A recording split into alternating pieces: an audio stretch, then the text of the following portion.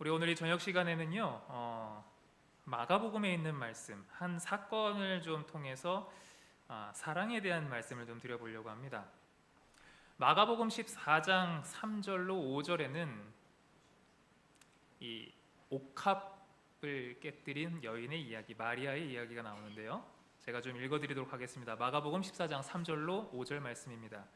예수께서 베다니 나병 환자 시몬의 집에서 식사하실 때에 한 여자가 매우 값진 향유 곧 순전한 나드 한 옥합을 가지고 와서 그 옥합을 깨뜨려 예수의 머리에 부으니 어떤 사람들이 화를 내어 서로 말하되 어찌하여 이 향유를 허비하는가? 이 향유를 300데나리온 이상에 팔아 가난한 자들에게 줄 수 있었겠도다 하며 그 여자를 책망하는지라. 오늘은 우리 장로님 미리 말씀해 주셨는데 꼭 필요할 때 표현된 사랑. 제목이 굉장히 시적이죠. 제가 줬지만 참 달콤하게 잘 진 것 같습니다. 꼭 필요할 때 표현된 사랑. 어떻게 사랑이 좋은 타이밍에 잘 표현돼야 됩니까? 맞습니다. 우리 중화동교회 성도 여러분들, 제가 아주 많이 사랑합니다. 야, 사랑이라는 단어에 아멘이라고 답하실 줄. 예. 제가 어떻게 답을 하실지 궁금해서 한번 말씀을 드려봤는데, 누가 사랑합니다 하면은 뭐라고 해야 돼요? 감사합니다. 네, 사랑합니다. 그렇죠. 예. 저부터도 어색해요. 사랑합니다라는 말을 솔직히 고백하건대 하루에 거의 안 하고 사는 것 같습니다. 하루가 뭡니까? 일주일 동안 사랑합니다라는 말은 잘 안 쓰는 것 같아요. 표현이 돼야 된다는 얘기죠. 제가 저희 가족들과 지내면서 특별히 저희 집사람과 이제 결혼 생활을 10몇 년째 지금 하고 있는데, 저는 집에서 사랑을 표현하기 위해서 집안일들을 참 많이 도와준다고 자부하고 있습니다. 자부하고 있어요. 제 스스로 그냥 그렇게 생각한다는 얘기입니다. 그런데 이거 요즘 얘기가 아니고요. 예전에 제가 이제 저희 집사람에게 집에서 이렇게 뭐 해주고 하는 걸 이렇게 얘기하면은 오는 답이 별로 고마워하지 않는 거예요. 그게 뭐 당연히 할 일이지. 이제 이런 답이 이제 반응이 오는 겁니다. 이제 그럴 때 이제 저는 그게 나름 사랑의 표현이고 봉사해 주는 게 좋은 거라고 이제 어필을 하는데, 받아들이는 입장에서는 전혀 그렇지 않은 걸 보면서 참 답답했어요. 아니, 내가 이렇게 노력하는데 왜 그거를 사랑으로 받아들여 주지 못하고. 그 왜 그럴까요? 우리 남편 되시는 장로님들, 집사님들 그런 경험 있으세요? 나는 나 딴에는 이렇게 열심히 한다고 하는데, 표현하는데 시큰둥할 때 있으십니까? 혹시 경험이? 다 옆에 또 있다고 반응을 안 하시네. 근데 제가 아차 했던 게 있었어요. 뭐냐면 이 사랑에 대해서 받는 사람의 입장에서는요, 자기가 원하는 것들이 따로 있다라는 걸 나중에 알게 된 거예요. 나중에 알게 됐어요. 이게 뭘까? 주는 사람의 입장이 아니라 받는 사람의 입장에서 좋은 게 있다는 거죠. 맞습니까? 네, 맞아요. 선물도 그렇잖아요. 그래서 이게 뭘까 하다가 제가 한 책을 보면서 이거구나 라고 정리가 됐어요. 꽤 예전 책인데 게리 체프먼이라고 하는 심리학자가 5가지 사랑의 언어라는 책을 썼어요. 제가 이 책을 보고 그 부분이 이거구나 라고 알게 됐어요. 이 체프먼이라는 사람은 누구든지 자신이 원하는, 선호하는 방법대로 사랑을 받아야 사랑받고 있다고 느낀다고 이야기를 해요. 그렇게 해줘야 그걸 사랑으로 이해한다는 거예요. 이거를 언어라고 표현을 하더라고요. 언어, 사랑의 언어, 여기 말하는. 그래서 그 5가지 사랑의 언어가 있다. 사람은 첫 번째는, 보통 이제 여러 가지가 있지만 이걸 크게 대분하면, 첫 번째는 인정하는 말. 누군가 나를 인정해주는 말을 할 때 거기서 사랑을 느끼는 사람이 있다. 또 함께하는 시간을 통해서 사랑을 느끼는 사람이 있다.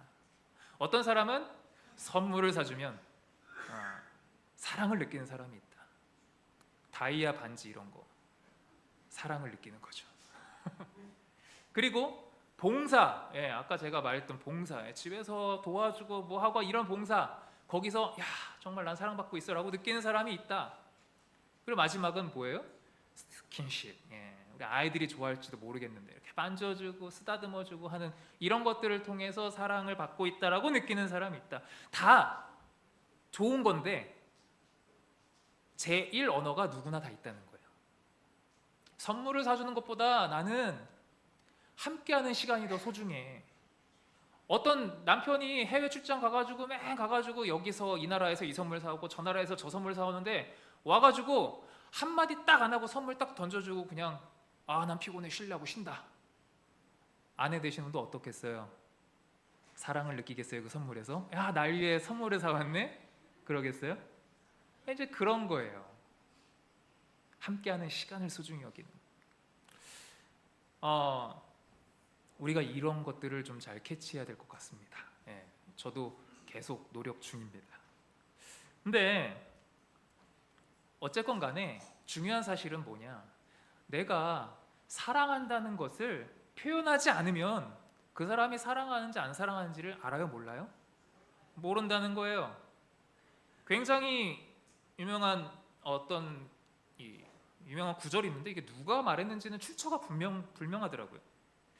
울리지 않는 종은 종이 아니며, 여기 있네요. 울리지 않는 종은 종이 아니며, 부르지 않는 노래는 노래가 아니며, 표현하지 않는 사랑은 사랑이 아니다. 사랑은 표현이 중요합니다. 근데 이 사랑을 표현하려면 방법도 중요하고 또 한 가지 중요한 게 뭐냐 하면 타이밍이더라고요. 타이밍. 언제 표현하느냐.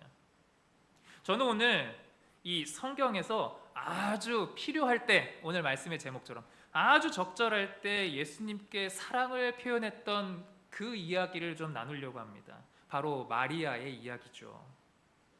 이 마리아가 값비싼 향유를 예수님의 머리와 발에 부은 이 사건, 사복음서의 공이 다 등장하는 아주 유명한 이야기입니다. 이 이야기를 다 이렇게 종합해서 살펴보면 이 사건이 일어난 때는 이제 예수님이 십자가를 지시기 일주일도 남지 않은 때였어요.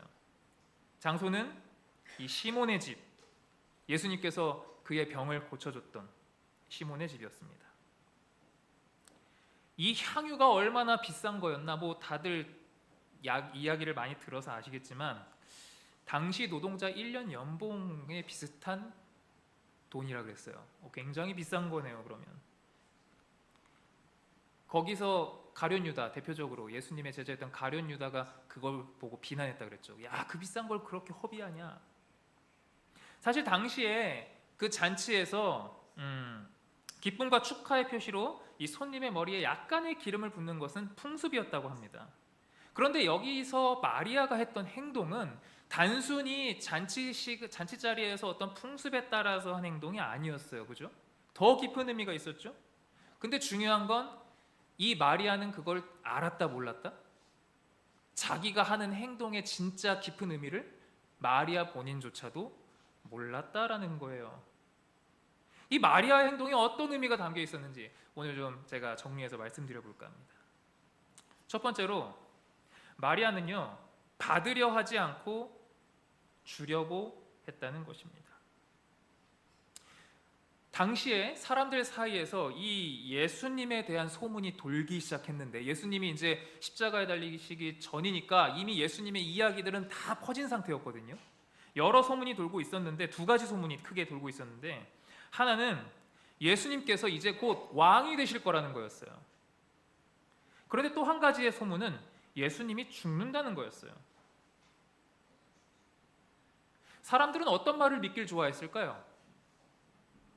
사람들은 예수님이 왕이 된다는 말을 믿길 좋아했어요. 왜? 그러면 자신들도 한 자리 차지할 수 있을 것 같아서. 마리아는 예수님께서 죽으실 거라는 소문을 들었을 때 한없이 마음에 슬픔이 있었지만, 할 수만 있다면 예수님이 왕이 되셨으면 좋겠다 생각했죠. 그런데 마리아가 예수님이 왕이 됐으면 좋겠다고 하는 이 생각은 다른 사람처럼 자기가 한 자리를 차지하려고 하는 어떤 욕심에서 나온 생각이 아니었어요. 자신의 생각대로 예수님이 진짜 왕이 되신다면 진심으로 예수님께 경배드리고 싶은 마음뿐이었죠. 그래서 사실 그런 마음으로 값비싼 그 향유 옥합을 예수님께 드린 거예요. 다른 사람들이 예수님으로부터 뭔가를 얻으려고 예수님께 접근하고 예수님이 왕이 됐으면 좋겠다는 그런 마음을 품을 때 이 마리아는 받으려고 애쓰지 않고 그분에게 주려고 하고 있었다는 거예요. 이 행동의 의미에서는요. 이게 굉장히 중요한 포인트인 것입니다. 이거 관련된 한 이야기가 있어요. 한 꼬마 아이가 아빠에게 이런 질문을 했다 그래요. 아빠, 이 전쟁이라는 게 무서운 건데 왜 어른들은 왜 전쟁을 시작해요? 이런 질문을 아빠에게 한 거예요. 그치, 이상하지? 전쟁 그 무서운 건데 왜 어른들은 전쟁을 시작해요? 아빠가 이제 잠깐 이게 생각을 해서 이거에 대해서 어떻게 답을 해줄까 하다가 아빠가 아이한테 이제 얘기하기를 이거를 너무 다 디테일하게 얘기해주는 게 어려우니까 좀 간단하게, 아들아, 네가 이해하기 쉽지 않은 부분이긴 한데 예를 들면 세계 1차 대전은 이 독일이 벨기에를 공격하면서 뭐 시작됐어 뭐 이러면서 이제 어느 정도 간단하게 얘기를 해주려고 넘어가려고 하는데 옆에서 그걸 듣고 있던 아내가, 이 아내는 약간 좀 MBTI가 T였나 봐요. 좀 더 구체적인 걸로. 아이에게 가르치려면 좀 제대로 똑바로 가르쳐야죠. 자세하게 하면서 그 전쟁은 누가 처음에 뭐 어떻게 됐고 복수하다 시작됐어 이러면서 남편이 말을 하고 있는데 중간에 끼어들어간 거예요. 자, 그러면 이제 남편 입장에서는 어떻습니까? 요즘 애 앞에서 내가 얘기하고 있는데 끼어들었으니 기분 나쁘죠. 자, 이제 그때부터 이 남편은 아니 아이가 뭘 얼마나 안다고 이 아이한테 그거를 다 알려줘 디테일하게. 그냥 이 정도 적당히 알려주면 되지. 근데 엄마는 알려줄 때 제대로 알려줘야지. 적당히 알려주면 어떡하냐고. 알려줄 때 제대로 알려줘야지. 서로 이제 주장하기 시작하는 거예요. 그러다가 이 화가 난 아내가 화를 내면서 그만 문을 쾅 닫고 나가버렸어요. 그걸 옆에서 지켜보던 아이가 고개를 끄덕이면서 이렇게 말했다 그러죠. 아빠, 왜 전쟁이 시작되는지 전 알 것 같아요.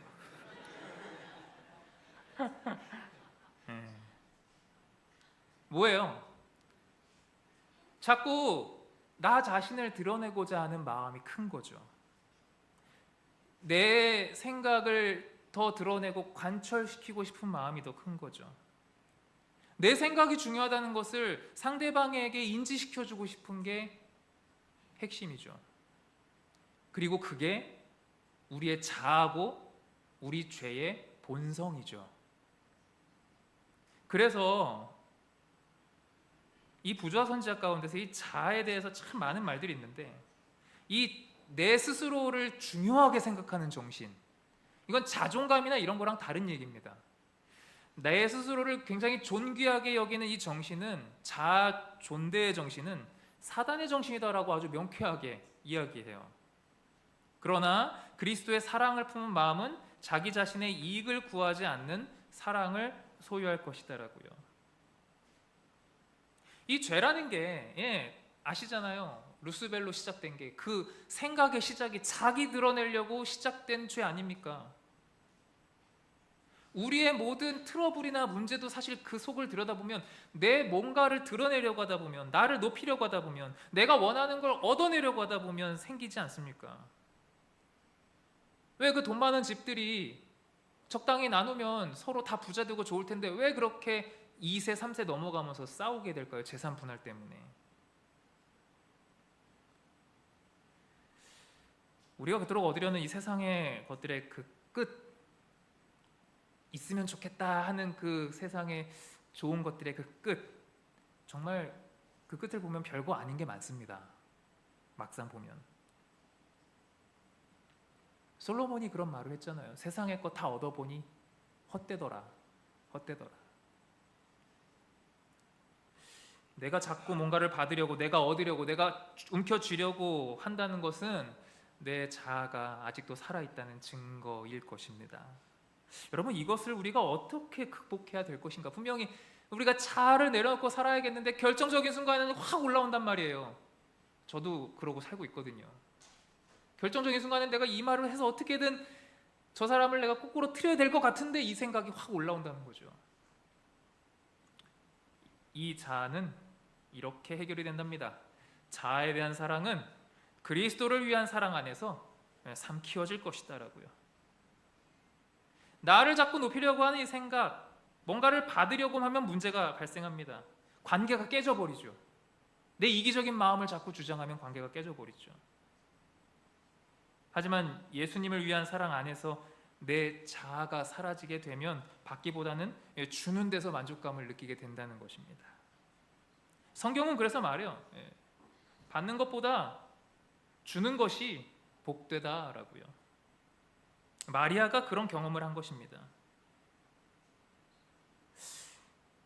이 마리아가 그것이 어떻게 가능했느냐? 그것이 가능했던 것은 두 번째입니다. 마리아는 받은 것을 기억하며 감사하려고 했기 때문입니다. 그가 받은 것을 기억하려고 했습니다. 예수님을 초청했던 시몬이 이런 말을 했어요. 이 사람이 만일 선지자라면 자기를 만지는 이 여자가 누구며 어떠한 자고 죄인인 줄을 알았으리라. 지금 마리아가 와서 예수님께 옥합을 보면서 만지니까 이 시몬이, 이 여인이 죄인이라는 것을 어필하는 거예요. 이 여인이 어떤 죄를 지었는지 자세히 기록이 되어 있지는 않습니다. 근데 분명한 것은 예수님께서 그 여인을 용서하셨다는 거죠. 이 죄사함을 받았다고요. 마리아는 예수님의 용서를 경험했습니다. 뿐만 아니라 오빠 나사로가 죽었을 때 예수님이 살려주셨어요. 그녀는 예수님으로부터 받은 것이 참 많은 여인이었습니다. 그래서 예수님께 감사하고 싶었어요. 요즘 보면 저희 아이들도 그렇고, 이제 아이들 얘기해서 좀 미안합니다만 요즘 아이들이 많이 사라진 게 있는데 그게 뭐냐면 감사하는 마음입니다. 우리 어린이들 감사하는 마음이 많이 사라졌어요. 설교 노트에 잘 적으세요.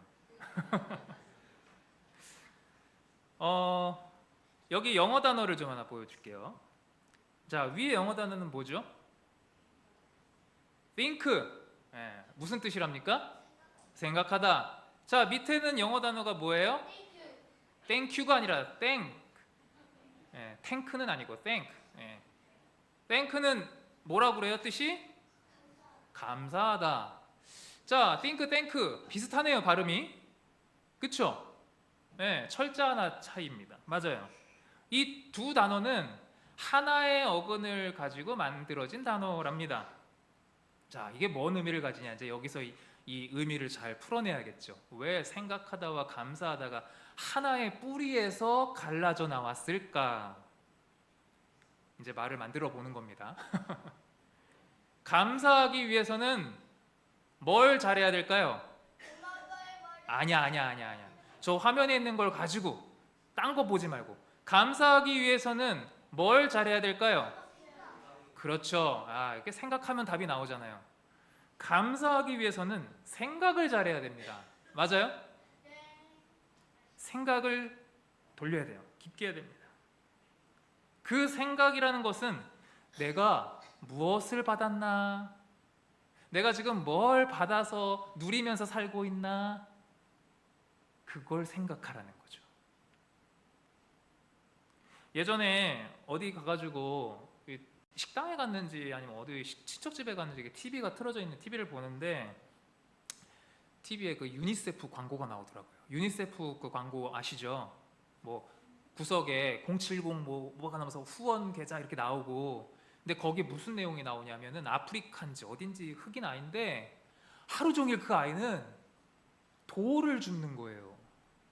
그 돌을 주워서 어디 이렇게 날라서 가져가면은 그게 하루 종일 하는 일인 거예요. 걔는 그렇게 날라가지고 가져가면은 겨우 아침부터 저녁까지 하면 겨우 한 끼, 세 끼도 아니에요. 한 끼 먹을 수 있는 돈을 벌 수 있대요. 근데 그 아이가 혼자 사는 아이가 아니라 엄마랑 사는데 아픈 어머니를 모시고 사는 아이. 몸을 잘 이렇게 못 움직이는 그 엄마를 모시고 사는 아이야. 그 아이에게, 그 방송에서 나오더라고요. 그 아이에게 너는 뭐가 제일 하고 싶니? 뭐라고 답했을까요? 게임하고 싶어요. 뭐 과자 먹고 싶어요. 그랬을까요? 이 아이의 답이 학교에 가고 싶어요. 이 아이의 답이. 이런 답이 나오지 않습니까? 학교라니? 그죠? 우리 어린이들 학교라니? 네가 내 대신 가라 이러고 싶죠. 학교 가고 싶어요. 제가 그 뒤로 우리 아이들 기억할지 모르겠지만 종종 이제 음식 투정을 하거나 장난감 사달라고 쪼르거나 할 때 그 아이를 이제 떠올리게 좀 한 적이 있었습니다. 애들이 기억하는지는 모르겠어요. 왜 저희 어렸을 때도 그러지 않았나요? 저 어렸을 때도 저희 부모님이 너 그렇게 하면은 저기 그때는 왜 그렇게 어디죠? 저기 소말리아에 보낸다 그러고 자꾸 그렇게 그렇게 힘든 동네였나 봐요. 그때 자꾸 소말리아 얘기가 많이 나왔었던 것 같은데. 여튼 여러분 우리가 조금만 생각해 보면 생각을 돌려보면 받은 것이 참 많구나라는 것을 어떻게 알 수 있죠. 맞아요. 분명히 있어요. 우리는 얼마나 깨끗한 물들을 쉽게 얻고 마실 수 있습니까? 아플 때 병원 갈 수 있잖아요. 읽고 싶은 책 읽을 수 있잖아요. 공부할 수 있는 학교 있고요. 쉴 수 있는 집도 있어요. 거기다 그 집에 에어컨도 있죠. 에어컨 있으십니까? 에어컨 있어요. 또 사랑하는 가족들 있어요. 일할 수 있는 직장, 물론 월급이 많지 않을 수는 있지만 일할 수 있는 직장, 또 힘들 때 찾을 수 있는 교회. 그렇습니까? 우리가 감사할 게 이 생각해 보면 참 많아요. 근데 우리는 우리의 본성이 이 욕심 때문에 감사보다 불평을 찾는데 우리의 생각이 더 빨리 돌아간다는 거죠. 미국의 유명한 연설가, 저는 이분을 처음 보는데 지그 지글러라는 분이 아주 좋은 말을 하셨길래 제가 가져왔습니다. 나는 감사할 줄 모르면서 행복한 사람은 한 번도 보지 못했다. 공감하십니까? 명언은 공감해야지 명언인데 감사할 줄 모르면서 행복한 사람은 한 번도 보지 못했다. 그런 것 같아요. 감사하지 못하면서 행복한 사람은 잘 없죠. 우리가 받은 것을 잘 생각하고 더 많이 감사하고 살았으면 참 좋겠습니다. 우리 다 그러길 원하시죠? 그런데 아무리 생각해도 어떤 사람은 나는 근데 받은 거 아무리 생각해도 나는 힘든 일 뿐이고 어려움만 있고 난 진짜 가난하고, 그런 사람도 있을 수 있어요. 그 상황이 정말 너무 절망스러운 사람이 있을 수 있죠. 받은 것이 없고 오히려 손실만 있다. 여러분 그때는 뭐에 감사할 수 있냐면은 그것을 깨닫게 된 것으로 감사할 수 있습니다. 무슨 말이냐?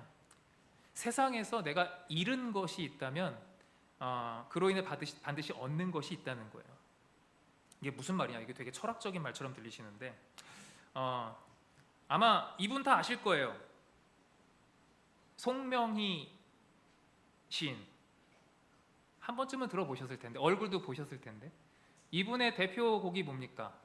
대표 시 나라는 시. 모르시는 눈치시네.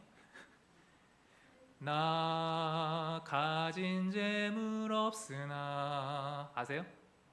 네, 바로 이 찬양이죠. 나 남이 가진 지식 없으나. 여러분 이 시를 쓴 이분이 그렇게 유명했던 이유가 뭐였냐면요, 자신의 고백이었기 때문에 그래요. 나 남에게 있는 건강이 있지 않으나, 나는 재물도 없고 지식도 없고. 이분이 가지고 있는 장애가 있었죠. 그런데 자기가 남이 없는 게 있대요. 남이 보지 못한 것을 봤대요. 듣지 못한 음성을 들었대요. 그리고 받지 못한 사랑을 받았대요. 다른 사람이 깨닫지 못한 것을 자기는 깨달았대요. 바로 예수님께서 자신을 사랑하신다는 그 사실을 깨달았다는 거죠. 그러면서 하나님께 뭐라고 찬양을 하는 거예요? 하나님은 뭐 하시다?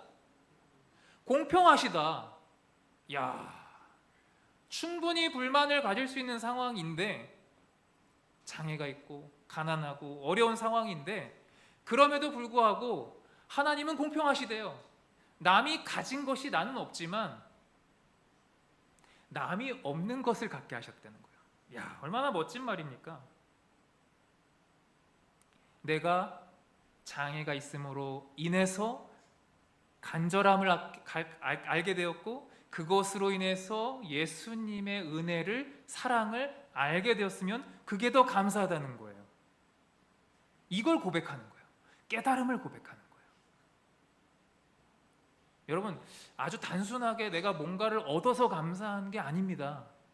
그것은 사실 우리 아이들 수준인 거예요. 그렇잖아요? 내가 누군가에게 10,000원을 받아서 감사한 것은 너무 단순한 감사라는 거예요.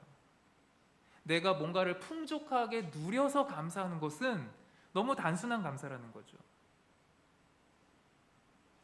우리가 때로는 이런 생각을 해야 돼요. 내가 뭔가를 얻었다면 뭔가를 잃은 것도 있습니다. 또 우리가 뭔가를 잃었다면 그것이 다 잃은 것만도 아닙니다. 분명히 얻은 것이 있는 거예요. 그것을 하나님 안에서 우리는 깊이 뭐 해봐야 된다? 감사하기 위해서 생각해봐야 된다는 거예요. 얻은 것 때문에 감사한다면 우린 감사할 수가 없죠. 그건 정말 너무 평범한 감사인 거죠. 잃은 것 속에서도 우리는 감사할 수 있어야 한다는 것입니다. 우리 어려움이 있고 혹시 내 삶에 뭔가 빼앗긴 것이 있다라고 생각이 되신다면 하나님께서 그것을 깨닫게 해주신 것으로 인해서, 그 상황이 아니면 내가 깨달을 수 없었을 하나님의 사랑을 알게 해주신 것으로 인해서 우리 감사하게 되시길 바랍니다. 네, 그게 진짜 감사죠. 마리아는 죄 가운데 살았었지만 예수님으로부터 용서를 받았습니다. 그리고 그 감사를 아주 필요한 순간에 예수님께 표현했죠. 이 말씀을 좀 보시죠. 귀중한 선물들을 죽은 자를 위하여 가져오는 사람들이 있다. 그들은 차디차고 말없는 시체 주위에 둘러서서 거리낌 없이 사랑의 말들을 한다. 보지도 못하고 듣지도 못하는 사람에게 자비와 감사와 애착 등의 말들을 아낌없이 쏟아놓는다. 필요한 심령이 그것들을 매우 필요로 할 때에, 귀가 들을 수 있고 마음이 느낄 수 있을 때에 이와 같은 말을 하였더라면 그 언행의 향기는 얼마나 값진 것이 되었을까? 뭐예요? 그 유명한 그 노래 중에, 제가 가요 가사라서 좀 그렇긴 한데, 그 가사 있잖아요. 있을 때 잘해, 그러니까 잘해. 아세요? 다 아시는 눈치네. 그 정도는 알고 계시나 보구나. 예, 그게 무슨 말이에요? 있을 때 표현하면 잘하는 얘기잖아요. 이 말씀이에요. 이게 사실 그 죽은 다음에 거기다 대고 하는 거 의미 없다는 거거든요. 여러분, 마리아가 예수님께 향유를 부은 그 순간은요, 아주 기가 막히게 필요한 때였다는 거예요. 예수님께 사랑하는 그 표현을 했던 그때는 때에 맞았다는 거예요. 필요할 때에 예수님께 그 사랑을 표현한 거예요. 왜냐하면 예수님께서는요, 이제 아까도 말씀드렸지만 십자가를 이제 얼마 두지 않으셨어요. 예수님은 그 일정을 다 아셨거든요. 그 누구보다 인간적 위로를 원하셨던 순간이었거든요. 그때의 마리아의 그것이 얼마나 감사했을까요?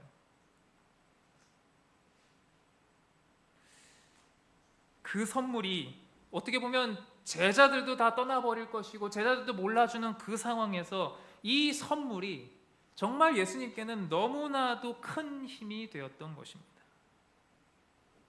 예수님이 주신 은혜 안에서 더 많은 것을 여러분 기억하시길 바랍니다. 그리고 감사할 수 있는 제목들이 더 많아져서 그 감사의 표현이 더욱더 풍성해지시기를 주님의 이름으로 축원드립니다. 마지막으로 이 마리아는 자신도 모르게 예수님이 하시려던 희생을 자신이 몸소 드러냈다는 것입니다. 자신도 모르게. 예수님은 말씀하셨거든요. 이 향유를 부은 것이 내 장례를 위한 거라고요. 근데 주변에 있는 사람들은 마리아를 다 비난했습니다. 왜냐하면 낭비했다고 생각했거든요. 엄청 비싼 거를 그냥 부어버렸거든요. 그거를 팔아가지고 가난한 사람들한테 줬으면 훨씬 잘 활용됐을 텐데. 그런데 여러분, 1년 연봉, 노동자의 1년 연봉이 되는 걸 갖다 부어버렸는데, 그 마리아라고, 그거 마리아가 어서 주워오진 않았을 거란 말이에요. 그렇죠? 예, 마리아가 부자는 아니었으니까 열심히 모아서 돈을 뭐 어떻게 했든지 아무튼 몇 년을 모았는지 모르겠지만 그거를 모아가지고 귀하게 사왔단 말이에요. 그것을 예수님께 부어드린 거예요. 비싼 거 알고. 그런데 이걸 부었다는 건 마리아는 그 향유가 아까웠다는 거예요? 아깝지 않았다는 거예요? 아, 마리아는 이 향유가 전혀 아깝지 않았다는 겁니다. 자, 그럼 왜 그랬을까를 생각해 보자는 거예요. 마리아는 왜 아깝지 않았을까? 그 비싼 게 다른 거 아닙니다. 그것은 그 대상자인 예수님이 그만큼 가치가 있고 귀한 분이라고 생각했기 때문에 그런 거예요. 우리가 다 그렇습니다. 사람은 누구나 그래요. 가치 있는 일에는 아무리 큰 희생을 하더라도 그걸 절대 희생으로 여기지 않습니다. 가치가 있다고 생각되는 일에는 우리는 다 그래요. 아낌없이 투자합니다. 저희 집 아이들 3명인데 아이들 3명을 키우는데 1년에 들어가는 돈이 얼마일까요? 계산 안 해봤습니다. 계산 안 해봤어요. 계산하면 아이들이 상처받을까 봐. 아빠 계산하면서 살지 않는단다. 계산하지 않아요. 하지만 아까워하지도 않아요. 왜일까요? 그만큼 우리의 자녀들은 가치가 있기 때문에. 나에게, 부모들에게. 맞습니까? 부모들이 자녀에게 아낌없이 투자하는 이유는 다른 거 없어요. 내 아이가 그만큼 나에게 가치 있기 때문에 그렇게 투자하는 거예요. 예, 그거 말고 없어요. 다른 이유가 없죠. 우리가 가치 있다고 생각하는 일에는 그게 돈이든 시간이든 어떤 노력이든 아까워지 않습니다. 여러분, 이 마리아가요, 예수님을 위해서 아낌없이 희생했어요. 왜요? 예수님은 자신에게 그만큼 정말 가치 있는 존재로 보았기 때문에 그렇습니다. 그러면 주변에 있는 사람들은 아깝게 생각했다라는 건, 자, 이걸 뒤집어서 생각해 보는 거예요. 주변에 있는 제자들은 그러면 예수님을 가치 있게 본 겁니까? 가치 없게 본 겁니까? 그 반대, 가치 없게 본 거죠. 아니, 그걸 거기다 부을 가치가 있냐라는 거죠. 맞아요. 가치가 없다고 여긴 거예요. 거기다 뭐하러 투자하냐는 거예요. 예수님이 뭐 어떤 존재인데. 가치를 모르는 사람에게 여러분, 희생하고 뭔가를 투자하고 하는 것은요, 낭비처럼 보이는 것입니다. 맞아요. 이 마리아의 행동은 예수님께서 행하실 십자가의 희생을 보여줬습니다. 무슨 말이냐면 예수님께서 가치가 없어 보이는 죄인들을 위해서 예수님께서 정말 값비싼 1년 노동자의 연봉 이런 정도가 아니라 정말 값비싼 자신의 생명을 지불했다는 거예요. 가치가 없어 보이는 사람들을 향해서. 이게 마리아가 보여준 십자가의 희생의 모본이라는 거예요. 여기 말씀을 보십시오. 시대의 소망의 말씀입니다. 하나님께서는 예수를 선물로 주심으로 온 하늘을 주셨다. 인간의 견해로 볼 때 이와 같은 희생은 큰 낭비로 생각되었다. 가치 있다고 보지 않는 거죠. 인간의 사고방식으로는 구원의 계획이 자비와 재원의 낭비로 보인다라고 말이죠. 온 하늘을 투자하셨다. 이 죄인들을, 우리를 구원하기 위해서. 그런데 사람들 눈에는 이게 뭐로 보였다? 낭비로 보였다. 사람들이 보기에 예수님께서 십자가에서 그렇게 희생될 필요가 있었나? 그만큼 사람들이 가치가 있나? 의아해했다는 거예요. 뿐만 아니라 예수님도 그것을 아셨습니다. 예수님께서는요, 가만 보면 십자가를 앞두고 십자가가 자신에게 올 것을 아는 것뿐만이 아니라 그 십자가상의 여러 사람들의 마음과 감정이나 이런 것들까지도 미리 아셨다 그랬거든요. 예수님께서. 참 신기하죠? 다 알고 계셨어요. 십자가를 앞두고 미리 아셨다 그랬는데 그 기록을 이 시대소망 643페이지에 기록하고 있는데 어떤 것들을 아셨는지 한번 보세요. 예수님께서 아신 것들이 어떤 건지. 그분이 배반을 당할 때 그분은 자신이 버림을 받게 되리라는 사실을 아셨다. 그분은 범죄자들이 당하는 가장 모욕적인 방법으로 죽음을 당하게 되리라는 것을 아셨다. 그분은 당신이 구원하려고 오신 자들의 망은 은혜를 잊어버리는 거예요.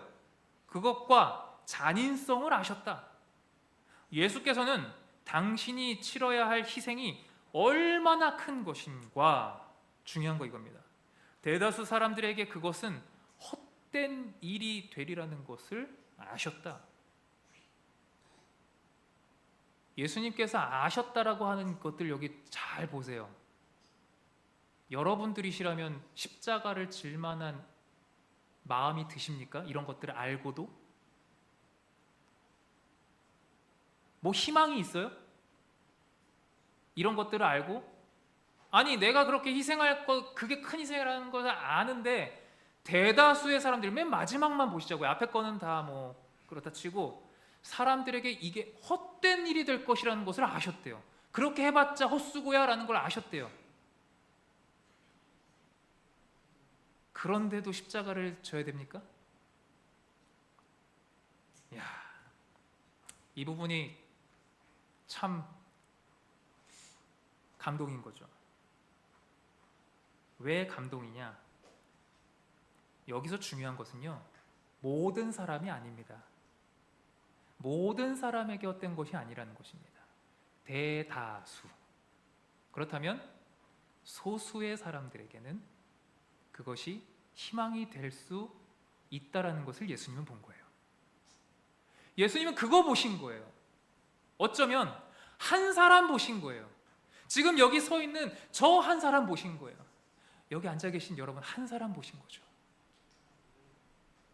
따지지 않으셨어요. 내가 이렇게 희생해서 한 90% 얻으면 하겠는데 10% 얻는다 그러면 아예 안 하고 말지, 이렇게 셈하지 않으셨다는 거예요. 예수님은 절대로 쓸데없는 일을 하지 않으셨습니다. 이 말씀입니다. 한 사람을 구원하여 그의 왕국으로 인도하기 위해서라도 구주께서는 갈바리의 고통을 당하셨을 것이다. 예수께서는 당신께서 위하여 죽으신 사람은 단 하나도 결탄코 버리지 않으실 것이다. 그의 추종자들이 그를 떠나기로 결정하지 않는 한 그는 그들을 꼭 붙잡으실 것이다 라고요. 그렇게 우리를 붙잡아 주신 것입니다. 대다수의 사람들이 반응하지 않을 것을 아셨지만 그 한 사람을 위해서, 바로 나 하나를 위해서 십자가를 지신 거예요. 여러분, 왜 그렇게 하신다고요? 왜 그렇게 희생하신다고요? 그만큼 우리를 있는 대상으로 보기 때문에, 가치 있는 대상으로 보기 때문에 셈하지 않는 거예요. 내가 가치 있다고 여기는 것에 모든 것을 투자하는 거예요. 그 가치 있는 존재가 바로 저와 여러분이라는 사실입니다. 가룟 유다처럼 그렇게 셈하지 않았다는 거예요. 혹시 여러분들은 여러분 주변의 사람들을 어떻게 보고 계십니까? 우리 교회 교우들과 내 가족들을 어떻게 보고 계십니까? 우리가 잘 아는 얘기지만 우리 절대로 겉으로 판단하지 마시자고요. 조금은 부족해 보이는 내 배우자 그리고 조금은 나를 힘들게 하는 내 자녀들, 날 속상하게 하는 어떤 친구, 그리고 어떤 그 교인의 어떤 겉모습만 보지 말고 예수님께서 주신 그 가치를 함께 보시자는 겁니다. 가치를 알지 못하면 희생과 헌신을 낭비라고 생각하게 되기 때문입니다. 우리에게 주어진 생애 속에서 받으려고 애쓰기보다는 주기를 바라는 한 주가 되었으면 좋겠습니다. 그리고 예수님으로부터 받는 것이 많은 삶을 통해서 더 감사했으면 좋겠습니다. 나에게 어려움과 시련이 있다면 그 가운데서 무엇을 깨달을 수 있는지 생각해보고 그 깨달음을 통해서 더 많이 감사하는 우리의 삶이 되었으면 좋겠습니다. 이 마리아는 오늘 이야기를 통해서 알 수 있는 사실은 예수님께 정말 필요할 때에 자신의 사랑을 기꺼이 표현함으로써 그 자신도 알지 못했지만 예수님의 십자가를 준비했다는 것입니다. 그리고 그것은 예수님께 아주 큰 선물이 되었다는 것이고요. 마지막 말씀입니다. 예수께서는 당신이 받으실 큰 시련의 어두움으로 내려가실 때에 당신이 구속하신 자들에게서 받으시게 될 열렬한 사랑에서 우러나온 그 행위에 대한 기억을 간직하고 가셨다라고 말입니다. 예수님께서는요, 가치 있게 여기는 우리가 하나님을, 예수님을 열렬히 사랑해서 그 사랑에서 우러나온 예배를, 그 사랑에서 우러나온 찬양을, 그 사랑에서 우러나오는 그 기도를 기억하고 가셨다는 거예요. 이 안식일 우리 모든 성도님들께서 그 예수님께 우러나오는 사랑으로 그 사랑을 표현해 보시지 않겠습니까? 더 많이 그분께 감사하며 더 많은 사랑을 표현하면서 우리 살아보지 않으시겠어요?